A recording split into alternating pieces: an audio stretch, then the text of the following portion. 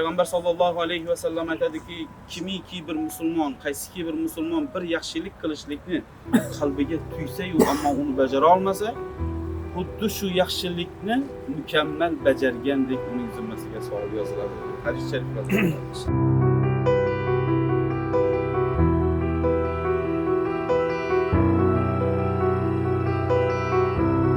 Qaysiki bir inson Allohga duo qilib, ey Allohim, bizga ham bir farzandlarimizga kiyim-kechak bo'lsa edi, biz ham bir oziq-ovqat bo'lsa edi deb, Xorazmning bir chekka hududida, bir qishloqning bir chetida o'tirib Allohga nola qilib duo qilib o'tirgan bir otaxon deymizmi, onaxonimiz deymizmi, bir nogironimiz deymizmi yoki bir bechoramiz deymizmi, duo qilib so'rab o'tirdi.